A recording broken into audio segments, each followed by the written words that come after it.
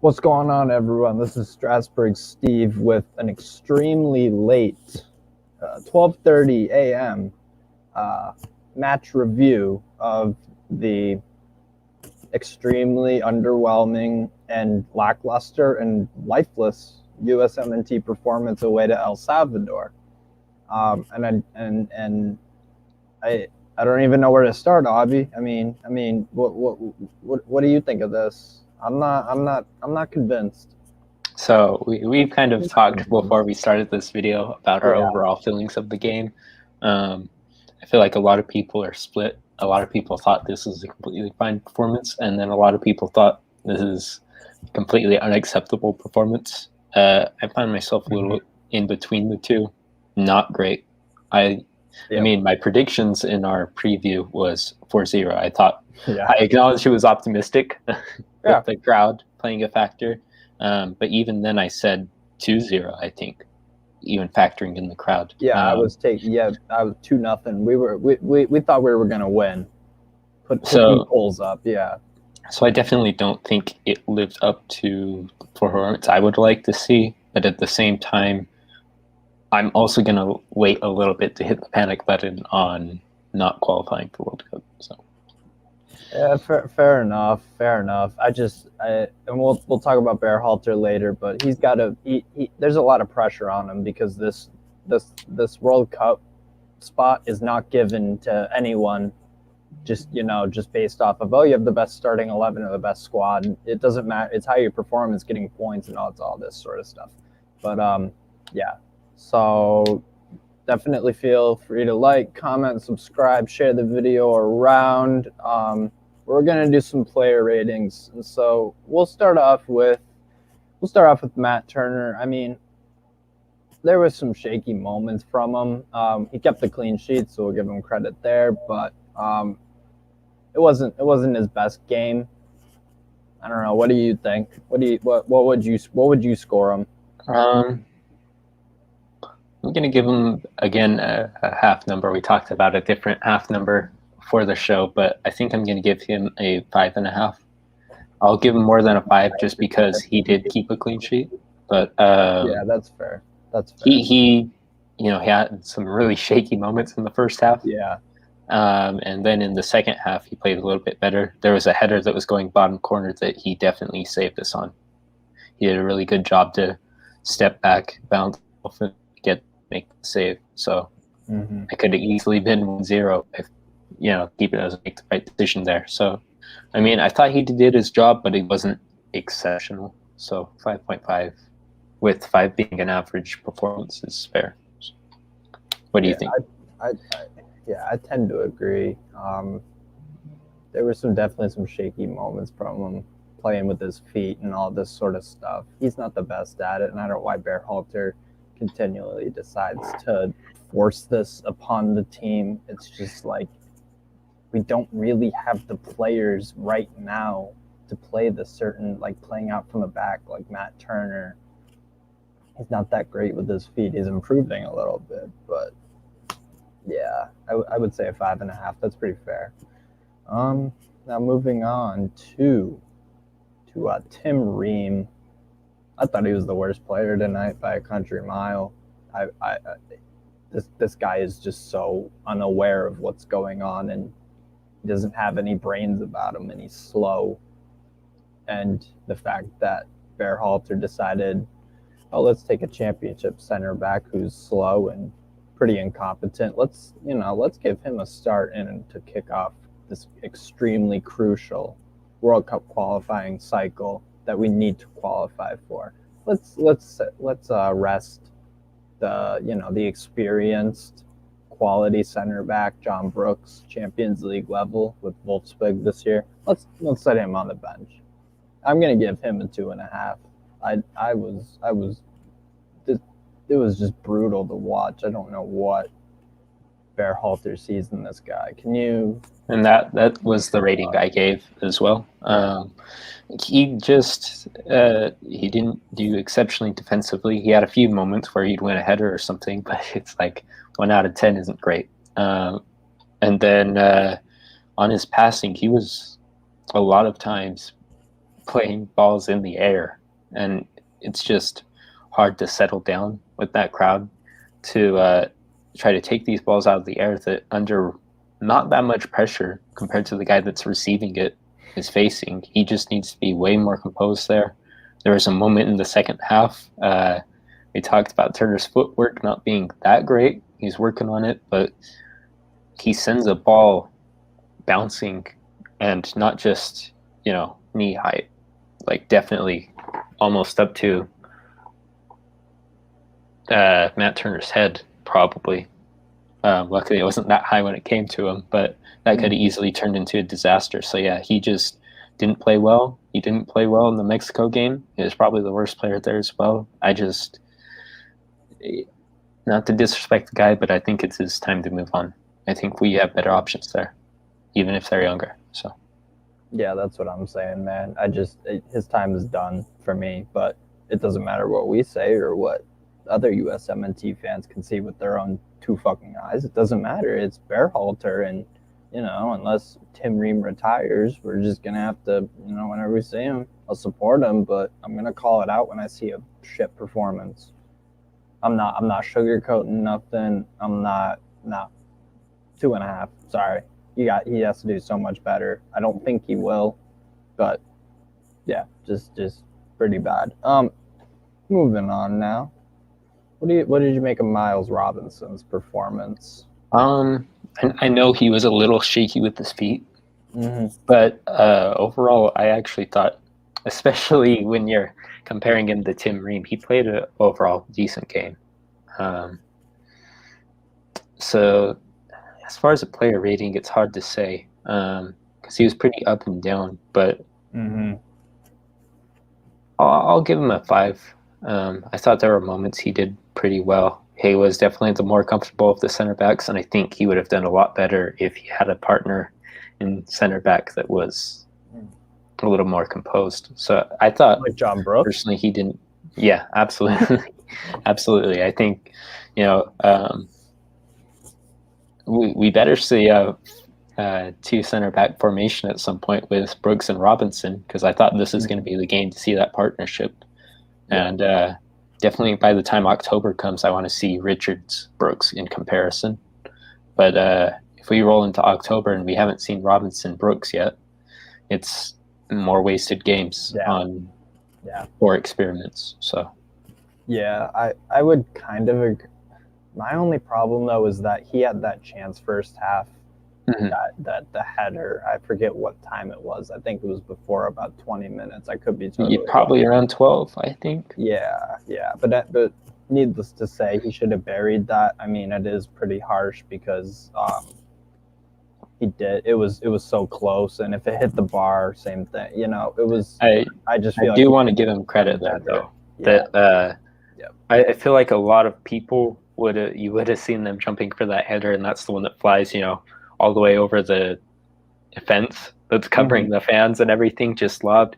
He did a pretty good job to try and get over it and send it just over the bar. So I'm not gonna, be too harsh on him for that. And we also should be happy with his effort there. So. Yeah, we shouldn't also be relying on our center backs to score. Absolutely. I mean, but I do think he should have done much better with it. Like just but it is what it is. Other than that, though, 5 out of 10. I generally agree with that. Let's see here. Next up, we got Mr. Sergiño Dest. Not excellent, really. He was active, and he was kind of. I saw him on the ball a lot, but it was disjointed. I don't know. It just looked off. I love the guy to bits, but what'd you make of it? I mean, in comparison to Yedlin, I thought he had better good moments in the match, but I think he had a lot more worse moments as well. So I'm going to give him, it may seem harsh, but I think he gets a 3. And part of that is playing out of position in left back. I really don't think he should go there. I really don't think he should be playing on the left. He cuts in well early in the game, and then people start to figure out he's cutting in. And he tends to over-dribble tends to neglect his defensive abilities a little bit more on the left. He's not a great defender on the right, but he does a little more on the left. And yeah, so part of that is playing out of position, but part of it is he's just got to do better at times. Like there's just decisions he's making or times where he's being lazy that it's just for the level that we kind of rank him in terms of USMNT players. I feel like he's one of those really promising stars up there with Weston and Tyler and these guys, and he's not really carrying his weight. He's also a Barcelona fullback, so I mean, he's clearly regarded as a high-class fullback, not just in the USMNT pool, but the worldwide football term. And I think people would agree that he has the potential to be a top 5 right back in the world. And that's just these last performances from him have not been indicative of a top 5 right back in the world. Not even a top 30. Yeah, it's been pretty poor. And Berhalter needs to realize play him on the right, please. For God's sake, just play him on the right. So half of it is play him on the right, but half of it is also he kind of needs to wake up and find a drive, because there's times where he's just kind of being lazy. He's extremely talented, and I love him, but it's got to be better. Yes, 100%. I was not impressed with him at all. But a guy I was even less impressed with was DeAndre Yedlin. I'm giving him a 2. I was so disappointed and just so it was shocking. It really was. He was anonymous, I think, for the most of it, and then he's had some stupid giveaways and just doesn't look like a professional footballer. I don't know. What do you think?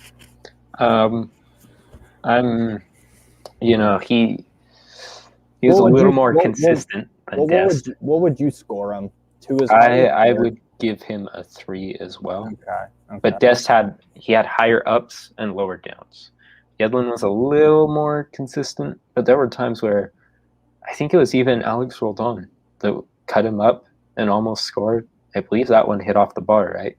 And it was just like it was happening time after time after time, and it's like this is the guy that's supposed to be experienced. He's pushing Dest over into an unnatural position to fit him on the field for his experience, and it's just not there. And so just not really happy with his performance at all. Could have been a lot better. It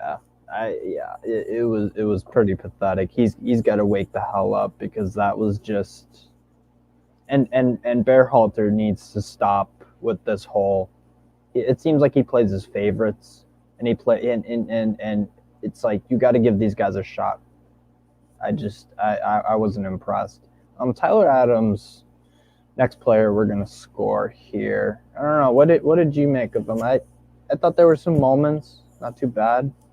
But give me your thoughts. I'm actually gonna give him a 6. So okay. Yeah. I mean, he wasn't outstanding or special sure. But I want anyone that's watching this to imagine that team out there with Jackson Yule out there tonight. That is a 3 or 4-0 loss. There were times where we'd give the ball away, and I'd be like, oh boy, here we go. And Adams would do something to shut it down, and he did what he was supposed to do. He had some moments where he wasn't quite as good. Maybe not being able to play too many games with the USMNT lately has kind of hurt his chemistry a little bit, but I thought he did pretty well when he was called upon. So, and we would have been a lot worse without him there. So, I tend to agree with you. 6 out of 10, probably the second best player on our side tonight. Honestly, I thought he dealt with pretty much everything pretty nicely.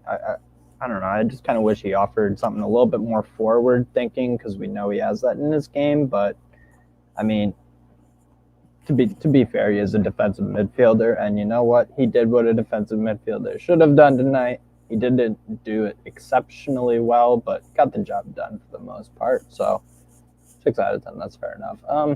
Next up, we got Brenden Aaronson. This is, I don't know, I was kind of frustrated, to be honest, that he was starting where he was. I wasn't. Again, this is the other positioning flaw that Berhalter put him in. Like, what was he at one point, an 8? Yeah. Yeah, he was playing alongside Weston. And that's the thing. Like, that should be where Gio Reyna's playing. Because Gio Reyna is an 8, and he's excelled at Dortmund at that role. Mm-hmm. So we didn't really see the best out of Aaronson, but I don't know. What would you give him out of 10? I'm going to give him a 5. I know people were pretty harsh on him, but you know, he did take a little while to get worked into the game, but he did do a fairly good job even off the ball covering. That maybe people didn't see, and maybe that's why they didn't rate him as high. And he did, you know, play a pretty good role on the attack at times, but definitely not as consistent as we know he can be. This is probably the first time I've seen him play for the Usmnt and not have a big impact on the team. Pretty much any other game he's played, he's been a really dynamic player. And this game, he kind of got worked out of it a little bit. Maybe that's just because as a team we weren't playing our best, but yeah, it took him a little bit to get into it. 3 or 4 players out of position. When you have 3 or 4 players out of position, why would you get a good performance? You're not setting up your team to succeed at all. And I know Aaronson can play the 8, and Reyna can play the wing, but and I was fine with the lineup at first, but when you're about like 10 minutes into that game and it's just not flowing for you, maybe that's the point where someone that maybe is more tactically aware than Berhalter goes, let's switch these guys and see, at least give it a shot, because both these guys are kind of marked out of the game a bit, and maybe a switch would have led to something better. So, oh boy, we'll get on to we'll score Berhalter in a few minutes and his very poor choices about timing of substitutions and whatnot, but we'll leave that till later. Next up, we got Mr. Weston McKennie. Thoughts on him? I don't know how people feel about him, but I'm also going to give him a 5 here.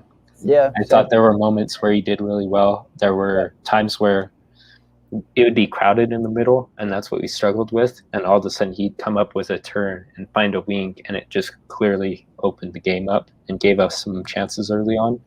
Yeah. But especially near the end of the game, he was getting really, really worn out. And especially in the last 5 to 10 minutes of the game, there are probably 2-3 times where he gets the ball, probably needs to settle it, find P-Folk dropping back or something like that, and he just clears it into the box kind of and wastes the possession. And it's very uncharacteristic of him. And like we said, we'll talk about Berhalter later, but I think this is one of the parts where not having our best roster there hurt us, because if you have somebody like Green or Luca De La Torre or a midfielder that's a bit more active on the bench, it's okay to bring Weston off. But I get why he was left on, because we don't have anybody to bring on for him that's going to make an impact. So it's just the inconsistencies with this. Oh, let's sub this guy off because he's tired, and then a like-for-like replacement. And it's this inconsistency where it's like, oh, this guy's it's all over the place. But yeah, I agree with you. Weston just ran out of gas at one point, and that definitely brought his score down a bit, probably from a 6 to a 5, because I didn't think he was that terrible. But yeah, those last, I don't know, 20 minutes-ish, somewhere around there, it was just like, it was getting really, really nervy, and we didn't look like scoring, and El Salvador looked like the team that was going to get a late winner. But yeah, but moving on. We'll move on to Mr. Josh Sargent. I was frustrated, honestly. I was frustrated. A few of these times when we get into their box, which didn't happen that much, he didn't have that like killer instinct to like get a shot off or get a shot on target or anything, and it was just too. I thought it was just too slow, the decision making and stuff like this. I wasn't impressed, really. I don't know. Maybe that's just me. I would say a 3 out of 10 or a 4. I don't know. What about you? Just some of these. He didn't look like a striker. I mean, I don't know. The killer instinct mentality and the drive, that sort of stuff. I don't know. What would you give him out of 10? It's a really fair point. Yeah. But I'm kind of looking at it as more of I really did like when he was dropping back and the combination play that came from that. We know what to expect from him on that front. So I think no matter the rating, I think everybody kind of shares feelings on it. Honestly, I'd give him a 5, but I totally understand why there's a lower score for not doing the duties of a striker. So I'll go with 5. I don't know. I'm not amazing at player evaluation. I kind of I'm not as detailed, but that's just so I'll go with yours because again, I look at more of like the roles and like what you're supposed to do as a striker and stuff like this. That's why I was thinking 3 or a 4 because like the intangibles. That's what I'm more good at of identifying, like the intangibles, like the leadership, the drive. Or if you're a striker, you do this. If you're a center back, you do that. If you're a left back, etc. But I would agree. There were some good times that he like dropped back and stuff. But yeah, a 5 out of 10. It definitely wasn't the best that we've seen of Sargent and that's the other thing probably why I gave him a 3 or 4 out of 10 initially because we still have that gaping hole at the 9. I think we have a bunch of players with promise, potential, and I think Pepe is one of those guys that should have gotten some play time tonight. Because you got to give the guy a chance. I know it's difficult circumstances with a very, very, an excellent crowd and all this sort of stuff with fireworks and all the, very, very intimidating atmosphere. But I don't know. I would have rather seen Pepe, but yeah, a 5 out of that's a fair score, I would say. Next up, we got Mr. KDF himself. Konrad Fuente.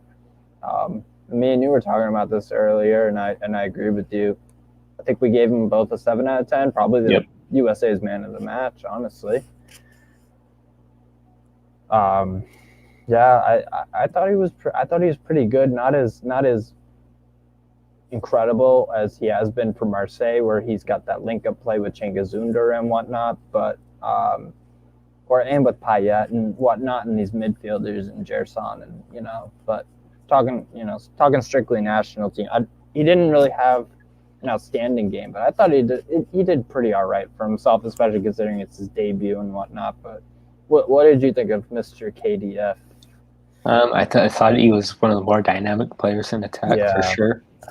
Created a lot of chances. There are 3 chances that stick out to me in this game that could have been goals. And those are the Miles Robinson header that we discussed.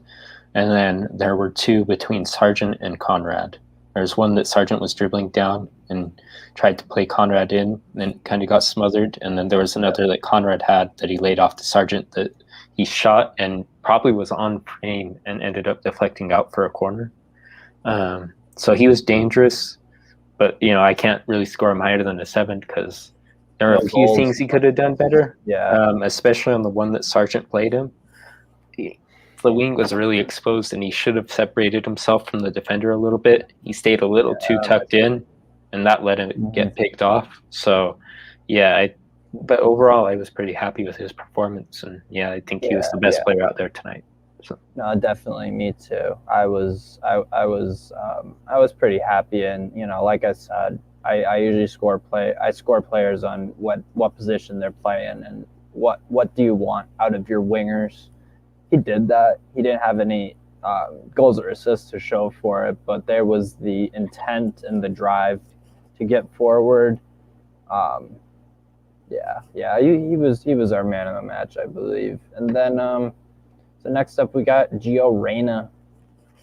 What'd you make of him? Playing on that right wing, I believe. Yeah, he was invisible at times, except for when the ball was kind of stuck over on that right side. Yeah. Also, at the same time, we did kind of talk about how that's a bit on Berhalter for not realizing maybe we switch Aaronson and Reyna just to see if anything works. El Salvador was really marking him hard. I think they knew he was one of the key players coming into this game. And credit to them, they played pretty well defensively. Yeah. I mean, we weren't at our best, but part of that was because they put the pressure there for us to make those mistakes. So yeah, I don't know. What would you score them out of 10? Becoming pretty common, but I'm going to give another 5 here, just because it wasn't the best, but when he was able to get involved, I thought he did pretty well. He had pretty quick feet, so anytime he lost the ball, he was pretty much getting fouled, which for a foul to be called in CONCACAF, it really has to be a foul. So I know what you mean. Yeah, so I thought he was good, but nothing exceptional, and not entirely his fault, but I can't score him any higher than that. Still got to do better. You know, you are given a spot on the field, so do what you can with it, make the most out of it. You can't really say he did that, but you also can't say he was god awful. But yeah, but pretty average, I would say, definitely. And now we got the substitutions. That was the starting 11. So the first sub of the night, I believe, was Sibachu. Yeah, it was. There were 3 that came on at the same time. About the 64th minute, something like that. And so that, you know, I'll give them scores because 25 minutes, I think, is a decent amount. Roldan and Lletget, you know, I'll give NAs too, because they weren't good, but they definitely, you know, like Sibachu, I don't know. I wasn't impressed. I have higher expectations of Sibachu personally. I don't know. He just never really seemed to get into the game. It just looked like it's kind of just all over the place, and just like got, you know, those El Salvador center backs were just they kind of knew what he was all about, and so I don't know. I would say probably like a 3 at best. I didn't really see much from him. What did you make of him though? I'm going to score him a little bit higher. I'm going to give him a 4. We'll settle for 3.5. The reason I'm going to score him a little lower is because he did do some drop back stuff that Sargent did. There were a few times he ran back and won a ball, which I hadn't seen him do before, so that was honestly kind of impressive. He usually kind of disappears up top. But Sibachu is there not for the hold-up play. He's there as a finisher because we don't have any finishers right now. And so when you bring him on... What I mean, sorry to cut you off. Okay. What I mean with Sibachu is that he has the physique to be able to be one of those hold-up players. And, you know, that's what I would like to see him utilize much more often, is physical presence. So, but continue. But I think more what I was saying was... when he plays for Young Boys, probably over 50% of his goals come off headers. And he had a header chance. We somehow made something out of nothing, and although it wasn't one of those 3 opportunities I thought were our best, it was still there for him, and that's usually what he puts in. He just wasn't really ready for it, and I know he was frustrated with it too, because after he ended up kicking the post. So so I think he was like a Sargent light this game. He kind of did the exact same thing Sargent did, but, you know, he's there as a finisher. So I'm going to weigh finishing a little bit more than the hold-up play for him there. And, he got his chance and he didn't convert it. So I have to give him a low 5. That's very true. That's very true. Yeah, but I think we could agree on a 3.5. You know, 3, 4, 3.5. He and you could demote him a half point easily for, you know, missing that chance, because that's what, you know, you're given the opportunity off the bench, and you're the finisher. So go and finish, and he didn't do that. And past the 45, past about the 55-65 minute mark, I'm like, or 55-60 minute mark, I'm like, this ain't gonna be a good performance no matter what. So just get the 3 points, bare minimum. I'm already pissed off at Berhalter and some of these guys that are, this very lackluster overall performance. But yeah, about 3.5. Mr. Acosta, Mr. Kellyn Acosta. What did you make of him? I believe he was put on as a right back. Yeah, so he was initially. I'm not a fan of him at right back personally. Yeah. He was put on for. Who was it? He was put on as a midfielder. I just don't remember who it was for. Maybe he was. Oh, I think he was put on for Konrad. And then they shifted Aaronson out wide. And he played midfield for a few moments until Lletget and Roldan came on. Right. And Yedlin came off, and he filled in at right back. Yeah. To be honest, I mean, he's not a right back, but I'm actually going to give him a 5 just because I thought he didn't really disappoint. He was all right on attack. In defense, he got beat down that wing the one time, and he played into the CONCACAF style and just shoulder checked the kid. Yeah. And laid him out and didn't even get a yellow card for it. So, I mean, really, that's what you expect out of those experienced guys like Ream and Yedlin, right? And it's funny that he brought it. Yeah. So, he could have easily had a lower rating probably if he played longer, but I thought for the minutes he went on and being asked to play out of position like that, I thought he was fine. Yeah, I did too. I much prefer him as a midfielder personally. I understand why he was played as an outside back because Yedlin, as we talked about, was not good as well. But yeah, I think that's somewhere where you ask yourself in squad building, why didn't we bring more defensive right backs? Yeah, you're right. And then we'll touch upon Mr. Cristian Roldan. We won't give him a score, but if I had to, it would be like a 1 or a 2. I thought it was pretty fucking dreadful. The guy turned the ball over, I believe, a few times. I have no idea. Yeah, exactly, because you didn't even fucking notice. Like, what does he offer for this team? Please educate. Like, my hopes were a little higher. I don't rate Roldan that highly, but I thought, being in El Salvador and how much it meant for him to be going into this Roldan battle, right? Yeah, that he'd bring a little bit more energy. Maybe he doesn't have the technique or anything, but I thought he'd bring some intensity and be out there to fight, a bit like Acosta did.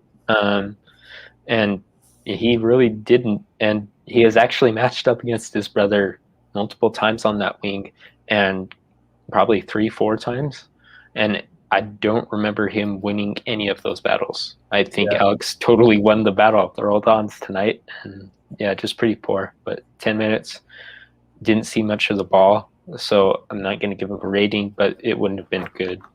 Yeah, me either. Yeah, and then we'll talk about Lletget back pass, whatever the fuck you want to call it, because that's what he did. I thought he just stunted this attack when we were trying to build some momentum in those last 10 minutes, just get a shithouse 1-0 CONCACAF away win, look like a top 10 team in the world for 10 minutes or whatever. But then I just feel like as soon as we were working our way up towards something, he just kills it off when he just passes it back to Ream or Turner. I wasn't impressed at all. I don't know why he is a U.S. men's national team player. I mean, what did you make of it?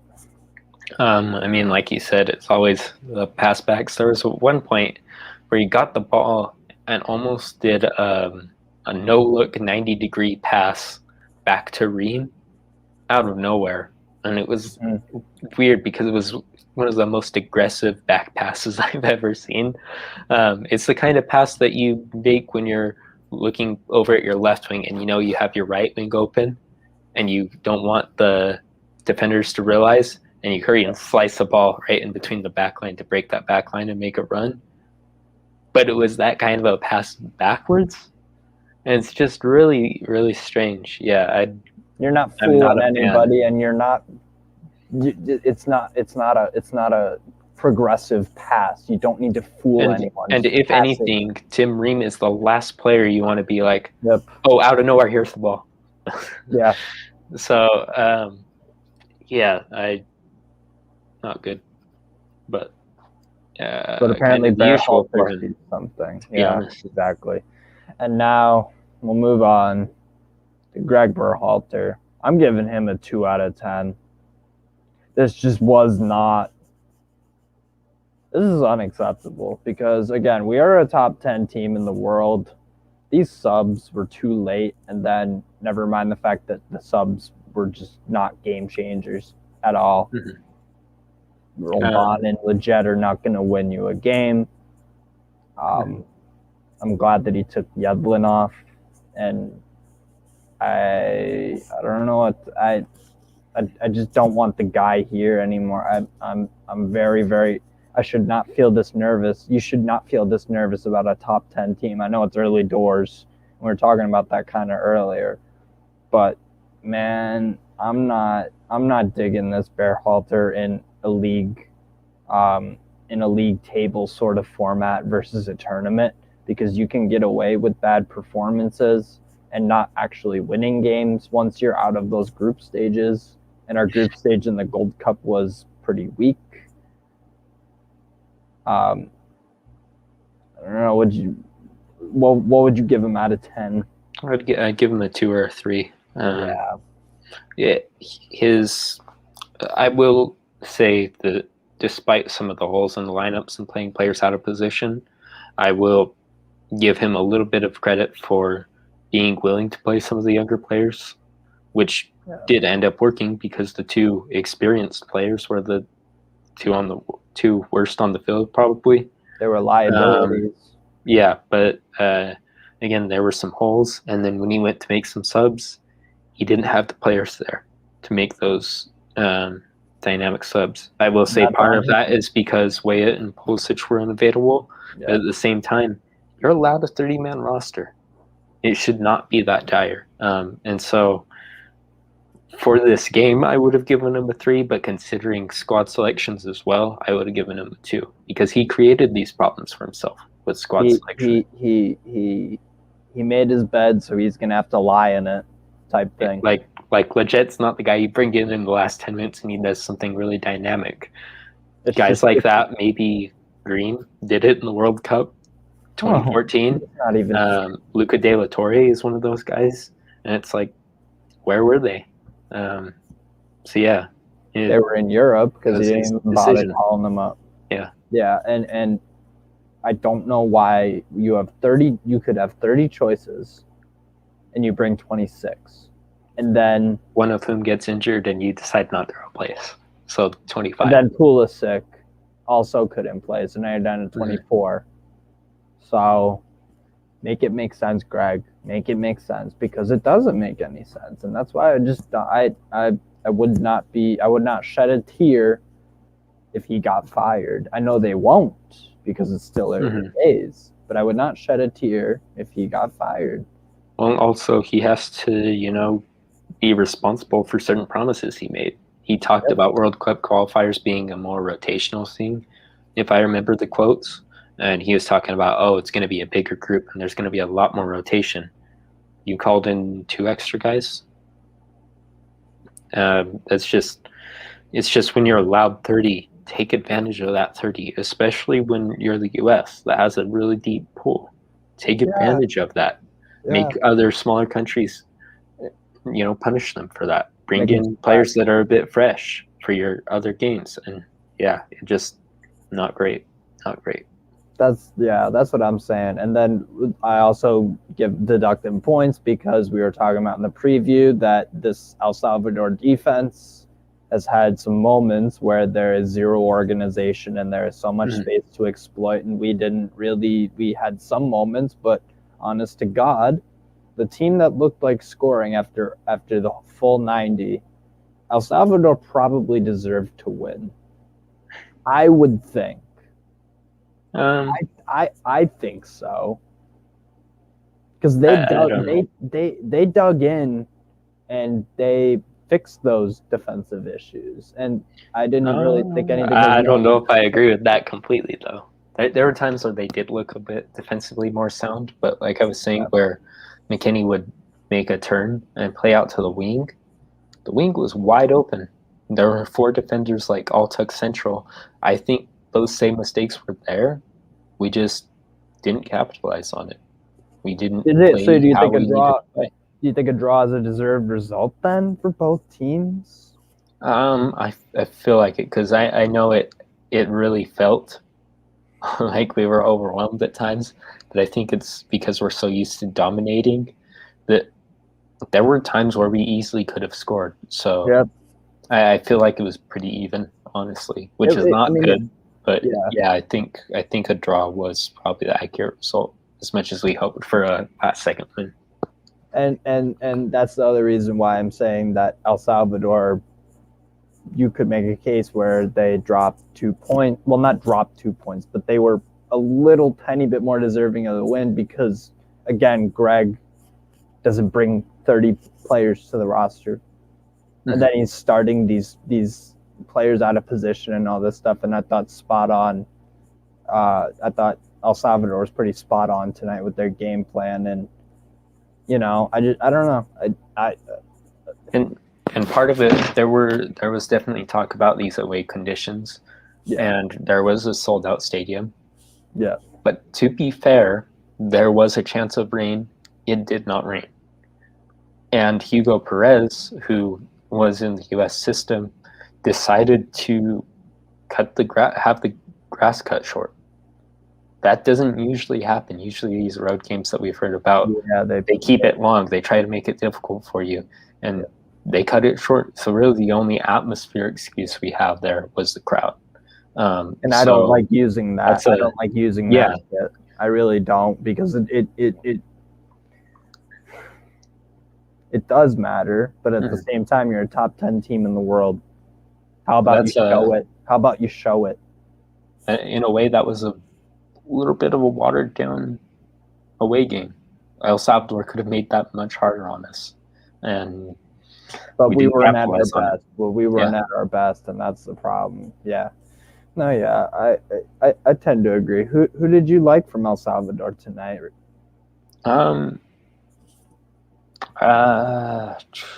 We can look at the lineups, because I'm not excellent with names, but once I know the name, I can kind of speak on it. I mean, like you said, Roldan definitely won the World War. Roldan definitely he played pretty well.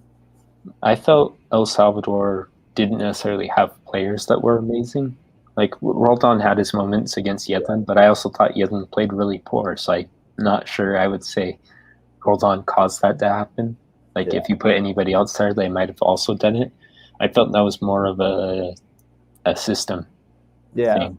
And that's kind of what we talked about going into it.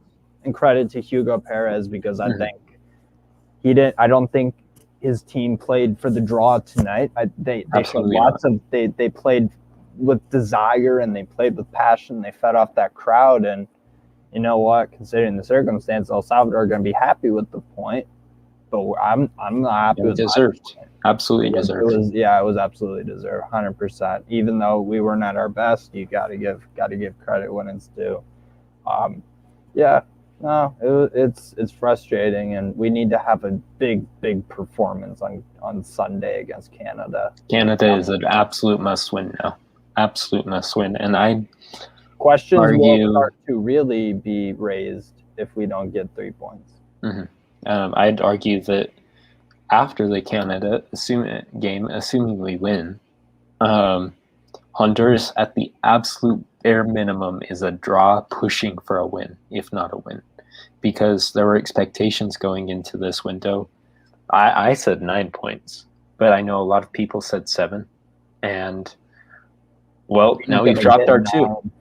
We've dropped our 2. We said El Salvador, Honduras. I know a lot of people were expecting it to be Honduras. Now I feel like if we come out of this window with 5 points, 2 road draws, and a win at home. That's still not acceptable. It isn't. So we'll see. I think part of it could be, just getting this newer group used to a road game, but part of it is going to be Honduras is a much tougher road game than El Salvador. Maybe In not theory, much tougher, in theory, but it should be. Yeah. And they tied Canada today in Canada. Yeah, so I watched that game. I thought Honduras again. They showed some attacking ambition, and they actually went 1-0 up because of a penalty, Stonewall penalty from Buchanan. Really silly challenge, but yeah, definitely deserved point for both sides. And Honduras are going to be licking their lips because they're going to have home field against the U.S. and we're not at our best right now. I don't think they're going to be cutting the field short. So it's going to be a much tougher game against a better opponent. Somebody that can go into Canada, a team that we thought might be third best. I know we were talking about Jamaica also being up there, but definitely one of the teams that should be competing for a World Cup spot. They travel to Canada and get that result, on a field that's all nice and clean, and Canada has a home crowd. They drop points. So now we're going to have to travel to a road game, which we've shown apparently is tough for us still, and I don't think it should be. And against an opponent that can do that, there should be a legitimate concern we could lose that game. Yeah, 100%, 100%. But yeah, that's going to wrap it up from me and Aubie. Again, pleasure having you on the show, man. I love your insight and your opinions and whatnot. Thanks for having me. Love talking some footy with you, of course. But yeah, that's going to wrap it up here. I'll talk with you, Aubie, after the stream's done. But yeah, thanks everyone for watching. This is a ridiculously late time, so I didn't see any comments, which is fine because people will watch it tomorrow. You never know. But yeah, definitely we need to see more out of this team, and that Canada game's a must win. And then Honduras, it's a must win for me at least. But yeah, that'll do it from us. Thanks everyone for watching. Have a great night. Take care and peace out.